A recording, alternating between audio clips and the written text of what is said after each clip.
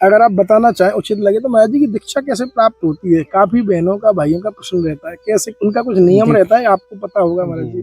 दीक्षा तो मतलब बहुत कठिन हो गई आपके यहाँ। आजकल तो बहुत भीड़ हो गई है, आप देखते होंगे ना, केली कुंज में जाओगे तो लाइन में लगना पड़ता है। पहले ऐसा नहीं था। जो ठाकुर जी ने सृष्टि करी तो जो सबसे पहले आत्मा बनाई गई थी ना, वो बिल्कुल निर्दोष थी, बिल्कुल को मतलब कोई पाप नहीं था उसमें। फिर जब उन्होंने अपने कर्मों के बीज मतलब बोए तो फिर वो दोबारा वो मृत्यु लोक पे आ गए। वो अब वो अपने प्रारब्धवश भोग रहे हैं। सोचते हैं कि हम तीर्थों में जाने से हमारा पाप कट जाएगा, पर ऐसा नहीं है। उनका पाप कभी नहीं कटेगा। वो जो माया फिर उनको भुला देती है। ये सोचते हैं कि हमारे पाप कट गए, पर ऐसा नहीं है। लोग सोचते हैं कि खाएंगे पिएंगे मस्ती करेंगे तो ऐसे ही हमें भगवान मिल जाएंगे। नहीं, जिसके मुंह से भगवान नाम नहीं निकलेगा ना, तो वो कभी भगवान प्राप्ति नहीं कर सकता। हम सुख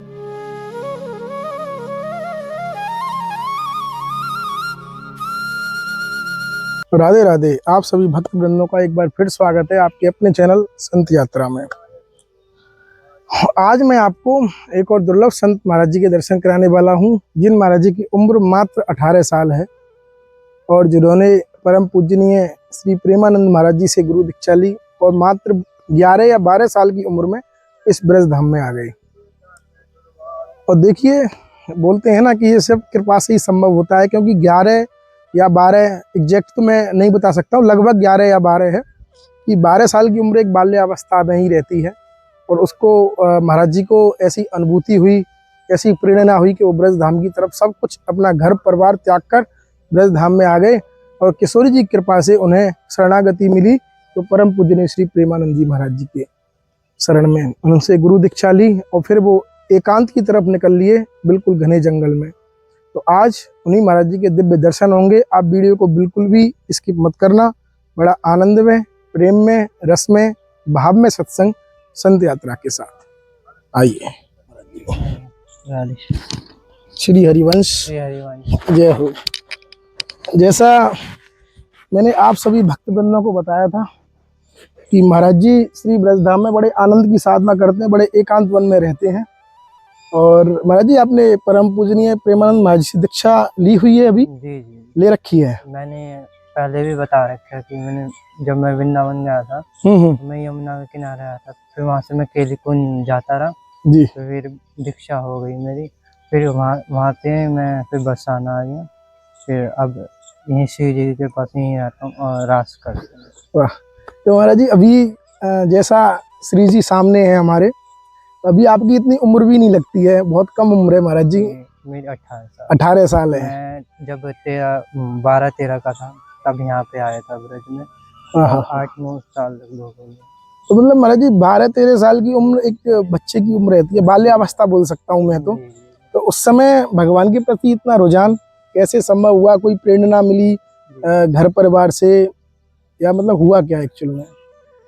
मैं मतलब मेरे आसपास एक इस्कॉन टेम्पल था। अच्छा। तो मैं वहाँ पे जाया करता था डेली। तो धीरे धीरे मतलब हृदय इतना पवित्र हो गया कि मैंने माता जी से जिद करी कि मेरे को वृंदावन में जाना है। तो मैं वहाँ से वृंदावन गया। वृंदावन में मतलब मेरे पास कुछ भी नहीं था, रहने के लिए कुछ भी नहीं था। तो मैंने बिहारी जी के सबसे पहले दर्शन किए। तो वहाँ से जब बिहारी जी को देखा मैंने, हृदय में मतलब ऐसी भावना उत्पन्न हुई कि मुझे यहीं रहना। फिर मैं दोबारा फिर घर गया। फिर किशोरी जी की आज्ञा हुई और ऐसी आज्ञा हुई कि मैं बरसाना आ गया। फिर तभी भी मेरे पास कुछ नहीं था। फिर मैं यहाँ पे पास में घेवर वन है, बहुत सर्दी हो रही थी तो वहाँ पे ठहरा एक रात। फिर धीरे धीरे मतलब एक सेवा मिली मुझे, जैसे संतों को प्रसादी पवाते हैं। फिर रास मंडप में मतलब नृत्य करने लग गया और फिर अब अभी तक यहीं पे हूँ। अब एकांतिक वास हो गया। तो अब एकांतिक वास ही करना है महाराज जी। तो हम उनके बारे में बात करेंगे जो मतलब आप सब जानते होंगे कि सृष्टि ब्रह्मा ने की है। और जब उससे आगे हम चलेंगे, ठीक है। जब सृष्टि हुई तो जब सृष्टि हुई, ठाकुर जी ने सृष्टि करी तो जो सबसे पहले आत्मा बनाई गई थी ना, वो बिल्कुल निर्दोष थी, बिल्कुल को मतलब कोई पाप नहीं था उसमें। फिर जब उन्होंने अपने कर्मों के बीज मतलब बोए, तो फिर वो दोबारा वो मृत्यु लोक पे आ गए वो। अब वो अपने प्रारब्धवश भोग रहे हैं। काल का क्या उनका है, कोई भी गुरु अर्जुन देव वाणी में कहते हैं जी। कि काल का काम है कि कोई भी पुण्य आत्मा उससे बच के ना जाए, कोई भी पुण्य आत्मा उससे बच के ना जाए। तो ये काल काल का, अगर हमारे मुख से भगवान नाम कभी नहीं निकलेगा तो हम किसके काल के दायरे में आ जाएंगे। जी। तो मतलब परम लक्ष्य हमारा है कि आत्मा जो है ना, वो मतलब परमात्मा में उसका बोध हो जाए, यही परम लक्ष्य है जीवन का। जी। और जो ब्राह्मण किसे कहते हैं, जो मतलब वेदों से ऊपर उठ गया है ना, जी। उसको ब्राह्मण कहते हैं। और ये जो मतलब आजकल देखते हैं ना पंडित, मतलब फोटो वगैरह पे मतलब पूजा कर रहे हैं, लेकिन मन का कहाँ जा रहा है और कहीं जा रहा है। तो जो पंडित भी हो सकते हैं, जो भी माया से ऊपर उठ गया हो उसे पंडित कहेंगे। और मतलब हम तीर्थों में नहाने जाते हैं ना कभी, तो वो सोचते हैं कि हमारे पाप धुल गए हैं, पर ऐसे नहीं है। तो वहाँ पे माया का काम क्या है कि उनको भुला देती है। तुम पाप करके जाओ कहीं पे भी तीर्थ, वो जैसे मतलब किसी को दोष किया, लड़ाई की, कुछ भी किया, जैसे पाप हो गए, तो वो सोचते हैं कि हम तीर्थों में जाने से हमारा पाप कट जाएगा, पर ऐसा नहीं है। उनका पाप कभी नहीं कटेगा। वो जो माया फिर उनको भुला देती है। ये सोचते हैं कि हमारे पाप कट गए, पर ऐसा नहीं है। लोग सोचते हैं कि खाएंगे पिएंगे मस्ती करेंगे तो ऐसे ही हमें भगवान मिल जाएंगे। नहीं, जिसके मुंह से भगवान नाम नहीं निकलेगा ना, तो वो कभी भगवान प्राप्ति नहीं कर सकता। हम सुख के लिए, संसार से हमें सुख नहीं मिल सकता। तो ब्रह्मा जी गोलक का वर्णन करते हैं श्री ब्रह्म संहिता में। वो अपने मुख से देख रहे हैं कि 8 मुख से तो कोई देखेगा तो झूठ नहीं होगा वो। तो वो देख रहे अनंत कामधेनु गाय होती है ना, जो यहाँ पे एक ही मिल जाए वो भी इच्छा पूरी कर देती है। अनंत कामधेनु गाय हैं वहाँ पे गोलोक में। फिर ठाकुर जी वंशी बजा रहे हैं वहाँ पे, और उनको मतलब जो कामधेनु गाय है ना, हजारों है वो। और ऐसी जगह जाने की कोशिश करो गोलोक में। संसार में तो तुच्छ वर्ग कुछ भी नहीं है। तो कामधेनु गाय है, और जो फर्श है ना हमारे वहाँ पे रत्न जड़ बनी होती है ना, जैसे वैसे फर्श है वहाँ पे, जो मतलब चलते ही आपकी सारी इच्छा पूरी हो जाएंगी। वृक्ष हैं, जैसे हमने मतलब गुलाब जामुन खाया अभी, तो वो हमारा मल बन जाएगा। लेकिन जो गोलोक में शरीर है ना, वो अलौकिक है और दिव्य है, जिसकी कोई सीमा ही नहीं है। जो स्वर्ग की अप्सराएं होती है, उससे उच्च वैकुंठ है, फिर गोलोक है, फिर उस उनसे भी सुंदर मतलब गोलोक की जो दासी होती है वो है। गोलोक का वर्णन। और निकुंज का फिर हम दोबारा आते हैं निकुंज में। निकुंज में क्या होता है, एक निवृत्त निकुंज होता है और एक होता है निकुंज। निकुंज में सहचर्य रहती है, और जो निवृत्त निकुंज है हमारी हित सजनी मतलब श्री राधा वल्लभ लाल, और उसके बाद लाल जो और लाडली जो। जब गोलोक में वंशी बजाते हैं ठाकुर जी, तो उनसे अनंत ब्रह्मांड के जो भगवान है उनसे मतलब वंशी बजाएंगे वो, तो अनंत वो भगवान पैदा हो जाएंगे। उनकी वंशी इतनी अपनी वंशी से ही निरंतर करते हैं। और वो वंशी कौन है, हरिवंश महाप्रभु हमारे। और उनका हमें प्रेम मिलेगा तो आपको पता है कितना अपार होगा, वृद्धि होगी। वो संत कबीरदास जी कहते हैं, ना मैं हिंदू हूँ, ना मैं मुस्लिम हूँ, ना मैं कृष्ण हूँ, मैं उस परमात्मा का बंदा हूँ। है ना? बिल्कुल महाराज जी।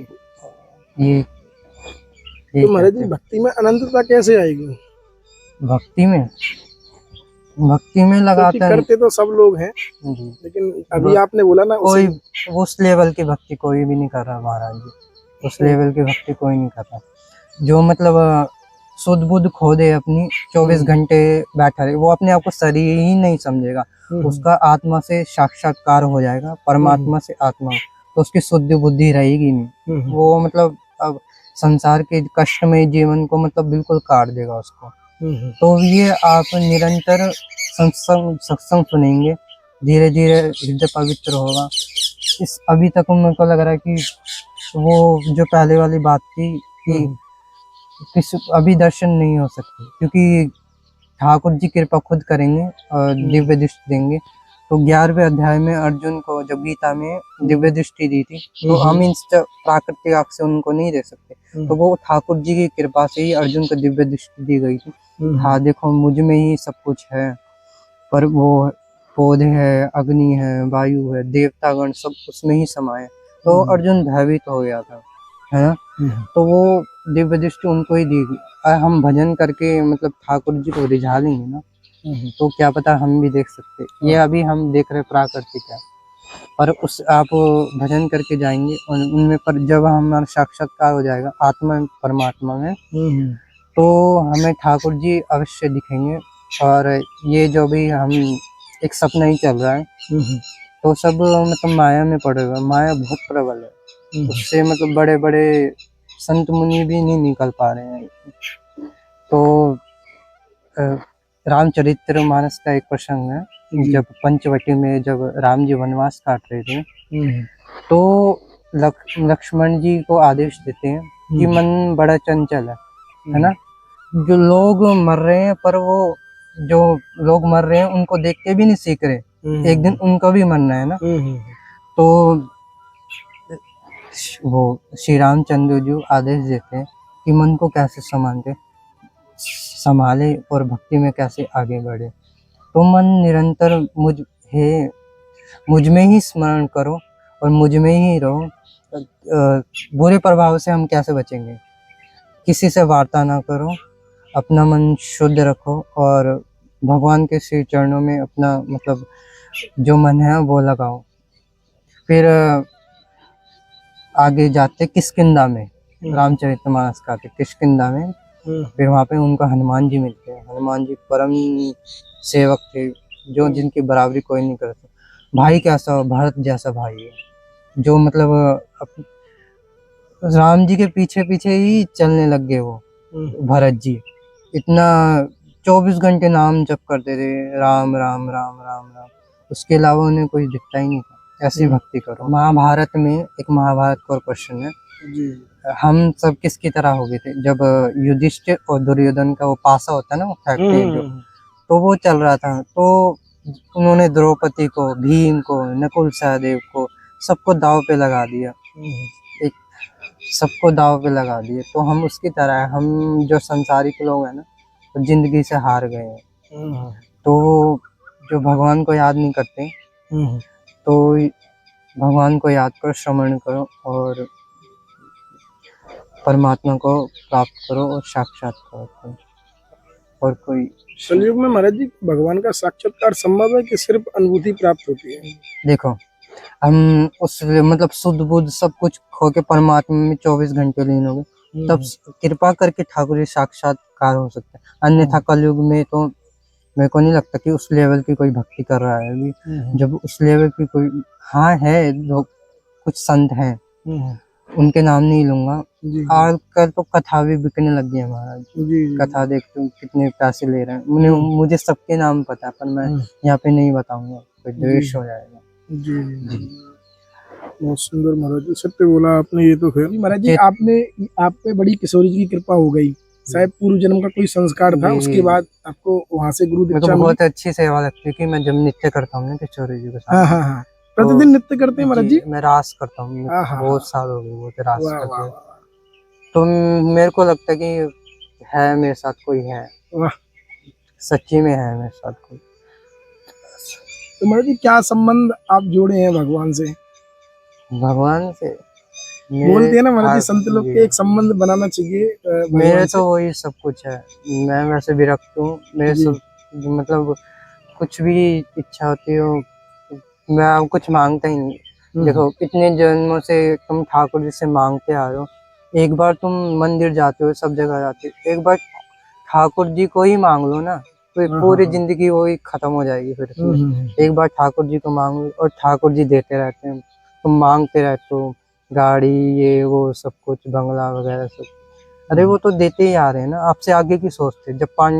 जब पांडव वनवास गए थे ना, तो उससे पहले उन्हें पता था कि पांडव द्वारका आएंगे ना, तो उससे पहले ही उन्होंने आगे की सोच रखी थी ना कि दुर्योधन को कैसे वो करना है। तो ये है, भगवान को ही मांग लो ना, फिर भगवान को मांग लो। और फिर सब इच्छाएं खत्म हो जाएगी। और बताइए भाई। महाराज जी काफी कोई लोगों का पूछता है मतलब, मैं आपसे पूछता हूँ कि आपका मन स्वस्थ कैसे है, संसारी लोग पूछते हैं आप कैसे हो, है ना। तो हमेशा हमें किसी के पास भी जाना चाहिए। जो पहले जो नारद मुनि वगैरह थे ना, तो पूछते थे कि मन के बारे में पूछते थे, वो शरीर के बारे में थोड़ी पूछते थे कि मन कैसा है आपका, स्थिर है ना आपका मन, भजन में मन लग रहा है ना। तो पहले ऐसा था, अब तो विलुप्त हो गया। अब तो शरीर के बारे में ही पूछते हैं लोग, जी मन से तो लेना देना है ही नहीं। भागवत साक्षात परिणाम है कि कलयुग में मतलब जो नारी है वो वैश्य का रूप धारण कर लेगी, और जो मतलब एक दूसरे के द्वेष ईर्षा, ये साक्षात पहले ही लिख चुका है भगवान। और वो अर्जुन, वो श्री कृष्ण को अर्जुन जी कहते हैं ना कि तो इन संसारिक लोगों को, ये तो पहले से ही मरे हुए हैं, इनको क्या मारोगे आप, ये तो प्राकृतिक द्वारा मर जाएंगे, उसमें विलीन हो जाएंगे, योनियों में जाते रहेंगे, ये चक्र चलता रहेगा। सोचते हैं ना तुम आत्मा के बाद तुम वो हो जाओगे कि मुक्त हो जाओगे, नहीं। तो तुम्हारा शरीर मरता, आत्मा थोड़ी मरती है। फिर जैसे हम मरे फिर दूसरे शरीर में गए, कर्म अनुसार ऐसे मतलब चलते रहते हैं। से ये भागवत गीता प्रमाण है पूरी। दूसरे अध्याय में सांख्य योग है ना, नैनम चिनंति शस्त्राणि नैनम धरती बात। हे अर्जुन, ये आत्मा अविनाशी है, इसे ना अग्नि काट सकती, ये जल में नहीं डूब सकती, अग्नि इसे जला नहीं सकती, तो ये अविनाशी है। तो मेरा मानना है कि आत्मा में ही रखो, भारी नाटक करो, जिससे मतलब अपने काम तो करो वहीं पे भी रखे, लेकिन अपना कर्तव्य निभाओ, लेकिन आत्मा को परमात्मा से जोड़ो। रामचरितमानस क्या है, सीता जी आत्मा है और परमात्मा रामचंद्र जी हमारे राम जी। बड़ी कृपा। देखा आपने महाराज जी का बिल्कुल एकांत वन में इतनी प्रसन्नता के साथ सत्संग। महाराज जी ये अभी महाराज जी की कृपा से ब्रजवास आपको मिला है, तो अगर आप बताना चाहें उचित लगे तो महाराज जी की दीक्षा कैसे प्राप्त होती है? काफी बहनों का भाइयों का प्रश्न रहता है, कैसे उनका कुछ नियम रहता है, आपको पता होगा महाराज जी। दीक्षा तो मतलब बहुत कठिन हो गई आपके, आजकल तो बहुत भीड़ हो गई है, आप देख होंगे केली कुंज में जाओगे तो लाइन में लगना पड़ता है, पहले ऐसा नहीं था। तो मैं आपको कुछ चीजें और लास्ट बताने जा रहा हूँ कुछ, और फिर गौरांगी शरण के बारे में भी बताएंगे। जी जी जी। जो प्रेमानंद जी के महाराज के गुरु है ना, जो गौरांगी शरण महाराज, जी जी, कि वो मौन क्यों हो गए, जी जी, ठीक है। तो सबसे पहले आप केली कुंज जाएंगे दीक्षा प्राप्त करने के लिए। जो वहाँ के परिकर है, आपको एक लाइन सत्संग की होती है और एक लाइन होती है दीक्षा की। तो आपको निरंतर 1 साल तक जाना वहाँ पे, हर महीने। आप कहीं से भी हो, कोई से भी सिटी से हो, तो आप 1 महीने वहाँ पे जाएंगे। जो वहाँ पे परिकर होगा एक, तो वो आपको बता देगा दीक्षा के नियम क्या क्या है, तो फॉलो करते रहोगे आप। तो उनकी नज़र में बोलते हैं, फिर वो महाराज जी से बोलेंगे कि ये बंदा मैंने देखा है, ये हर साल आता है, तो फिर वहाँ से दीक्षा प्राप्त हो जाएगी इजीली। वहाँ पे आप केली कुंज जाओगे तो वो आपको बता देंगे। मौन की शक्ति, हम गौरांगी शरण के मौन क्यों हो गए, वो उनका परमात्मा में साक्षात्कार हो गई, वो सहचरी की सबसे उच्च कोटि में पहुंच गए। गौरांगी शरण में मौन क्यों हो गई, लोग 1 मिनट भी चुप वो बोलने से नहीं रहते, वो तो पूरा मौन ही हो गए, क्योंकि उनको पता चल गया ना कि संसार पूरा नश्वर है, कि एक दिन ये सब नष्ट हो जाएगा, तो वो परमात्मा में लीन हो गए, तो उनको साक्षात्कार हो चुका है। पर वो पता नहीं साक्षात्कार हो चुका है, अब मैं नाम नहीं लूंगा पूरा। तो वो बिल्कुल ही मौन रहे, मौन सबसे उच्च कोटि की अवस्था बताई गई है। इससे मतलब आंतरिक शक्ति प्रबल होती है, भारी मतलब भारी पूरी तरह से मतलब नष्ट हो जाती है, सांसारिक मोह माया सब न। ये अंदर की जो मौन है ना, यही राधा वल्लभ और लाल जी का प्रेम है, वंशी का प्रेम है। अगर हम जब निकुंज में हमें मतलब किशोरी जो उनकी सेवा मिलेगी, साक्षात भगवान अनंत कोटि ब्रह्मांड के स्वामी, तो उनकी सेवा मिलेगी ना हमें, तो हमें बहुत अच्छा लगेगा। जैसे जैसे वहाँ पे सब मतलब देह आलोकित है, सैचुरी वाला शरीर है, यहाँ पे तो नश्वर है शरीर है। जैसे हम जल क्रीड़ा करते हैं जी किशोरी जी जल क्रीड़ा करती है, वैसे हम ये तो संसारिक में मतलब कूद जाते हैं गंगा वगैरह में कि ये तो संसारिक हो, तो लेकिन गंगा जी भी आपका पाप नहीं धो सकती है इतना कि आप पाप करके जाओ गंगा जी में, तो वो इतना नहीं धो सकती आपके पाप। धो पाप तो ठाकुर जी आपको पवित्र करके और अपने धाम में प्रवेश करते, ठाकुर जी इतने कृपालु है। तो महाराज जी फिर जाने अनजाने में पाप हो जाते हैं, फिर वो कैसे क्षीण होंगे? वो होते हैं प्रारब्धवश, जैसे हमारे नॉर्मली पाप है ना, तो चींटी को दावा न पकाने से, कुत्ते को रोटी डालने से, ये नॉर्मल जो पाप है वो उससे कट जाते हैं। जैसे हमारी कुछ गलती होगी, कुछ जीव हमसे मर गया है ना रास्ते में कुछ भी, तो भगवान से प्रार्थना करो, हे ठाकुर जी ये गलती से हमारे हो गए, ये अपने पास बुलाओ उसे। और जो चींटियों को दाना डालते हैं ना, उससे जो हमारी नॉर्मली जो पाप हो जाते हैं ना, जैसे किसी को हमने कुछ अलग अलग वाणी में बोल दिया, द्वेष कर दिया, तो नॉर्मली गाय को रोटी पवाने से और चींटी को दाना डालने से और ये नॉर्मली पाप कट जाते हैं। ये जो संसार मैं कैसे बताऊं आपको, कितना कष्ट में ही है, बहुत कष्ट में ही है। यहाँ पे मतलब हमने कुछ मतलब तृप्त नहीं हो सकती। और जब निकुंज में लीला होती है, ठाकुर जी और लाडली जो मतलब सामने एक दूसरे को देखते रहते हैं, तो वो कभी तृप्त नहीं होते, उनका प्रतिक्षण प्रेम भरता रहता है, तो उसे प्रेम कहते हैं। मैं सब कुछ बोलूँगा, आप शब्द संसार के बारे में कुछ ही नहीं लगेगा, तो लोगों को समझना चाहिए शेयर वंश। जी हमें तो बस यही संतों से जानने का एक ही अभिप्राय रहता है कि भक्ति में मतलब आजकल ज्यादातर जितना प्रचार प्रसार हो रहा है, पहले तो नहीं था इतना, सोशल मीडिया के माध्यम से लोग मुंबई कलकत्ता में बैठ के सत्संग सुनते हैं, संतों का बड़ा आनंद लेते हैं, लेकिन उनकी भक्ति फिर भी प्रगाढ़ नहीं हो पाती है। जितने भी सत्संग देख रहे होंगे ना भारत में, मेरा तुच्छ संत का ये है कि आप किशोरी जी की शरणागत हो जाए जल्दी से, क्योंकि आगे पता नहीं, हमारा एक पल का भी नहीं पता क्या हो रहा है हमारा, नहीं पता ये अभी कितने मतलब जैसे कोई प्लेन क्रैश हो रहा है, कोई एक्सीडेंट में मरा, ये प्रारब्ध वर्ष है, तो प्रारब्ध कौन काटता है? भगवान। पाप कितने गंदे होते हैं, वो भी पाप ठाकुर जी अपने सर पे ले लेते हैं ना, जीवों के कितने दयालु होते हैं, ले लेते हैं। तो यही निवेदन है मेरा कि जितना होते भजन करो, कोई मतलब जो भारतवर्ष में अगर देख रहे हो, जितना भी मतलब भजन करो किशोरी जी का, और प्रेम की प्राप्ति करो। जो धृतराष्ट्र था ना, दुर्योधन को मतलब अपने पुत्र में ही उसको आसक्ति हो गई थी, तो दुनिया वाले तो अपने बेटी बेटा और उसको छोड़ने को राजी नहीं, तो भक्ति कहाँ से करेंगे? तो वहीं पे रहकर भक्ति करो। धृतराष्ट्र जो अंधे था ना, धृतराष्ट्र जी, तो वो भी उनके युद्धि जो दुर्योधन था उनका पुत्र, तो उनके मोह में ही फंस गए थे वो भी।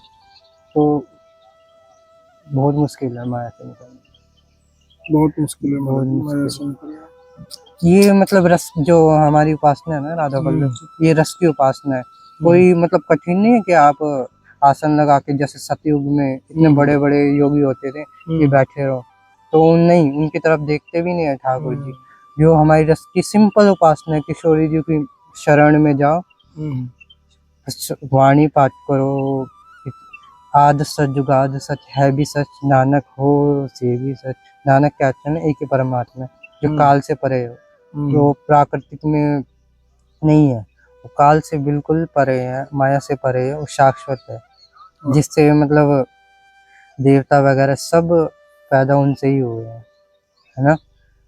तो कितनी सुंदर सुंदर वाणी है, गुरु नानक वाणी है, गुरु अर्जुन देव जी है, रामचरितमानस है, महाभारत है, चैतन्य चेतामृत है, भागवत है, भक्ति रसामृत सुंदर, कृष्ण संदर, प्रीति संदर, तत्व संदर, इतने सारे ग्रंथ हमें सनातनी होने के नाम से कितने अच्छे अच्छे ग्रंथ मिले। आप दूर जा रहे हो, पता नहीं क्या क्या पढ़ रहे हो, लोगों की बुद्धि भ्रष्ट हो रही है। तो ये महाराज जी बहुत आपकी कृपा से बहुत अच्छा सत्संग होने की। अरे अरे महाराज जी, एक छोटा सा महाराज जी, आपको कितना साल हो गया है दीक्षा लिए हुए? दीक्षा लिए हुए मेरे को दीक्षा लिए हुए 3-4 साल हो गए। 3-4 साल हो मैं गया। ब्रज में आ गया था जब मैं 12-13-14 साल था, तब ब्रज में 12 साल की लगभग थे तब। जी। महाराज जी, लोगों में मतलब गलत डाल देते कभी कभी लोग, लेकिन मेरी आयु है 18 साल। देखो महाराज जी, इतनी प्रेम से बहुत बड़ी बात बोल गए। महाराज जी ने देखो अभी जिसने बोला, ये ये सब निंदा स्थिति नहीं है किसी की। महाराज जी ने बोला कि लोग मेरे बारे में गलत डाल देते हैं, क्योंकि महाराज जी के शायद आपने और वीडियोस देखे होंगे चैनल पे, तो यही मैं आपसे बोलता हूँ बार बार, हमारे ब्रज में भी कली काल तो सब जगह हावी है, तो लोगों को गलत तरीके से प्रमोट किया जाता है। लेकिन किशोरी जी ने ऐसी कृपा की है कि आपको कभी भी मेरा अभिप्राय नहीं रहता है गलत दिखाऊं संतों को। तो महाराज जी, बस आपसे ये अंतिम प्रश्न है, फिर हम विश्राम करेंगे सत्संग का। महाराज जी, आप लगभग 12 साल की उम्र में ब्रज में आए, देन उसके बाद 4-5 साल 3-4 साल आपको दीक्षा लिए हुए थे। अभी बरसाने का आप वर्णन थोड़ा सा करें कि बरसाने में आने के बाद आपको क्या अनुभूति नहीं पूछूंगा, आपको कैसा रसामृत मिला है अपनी आत्मा में, वो आप हमारे भक्तों को बताएं। अरे ये देखो महाराज, ये तो साक्षात निकुंज है। अगर हमने मतलब हम इससे नहीं देख सकते शरीर को, नश्वर से हम देख सकते हैं जब हमारे आत्मा और परमात्मा में बोध हो जाए, साक्षात्कार हो जाए, जिसको बोलते हैं ना।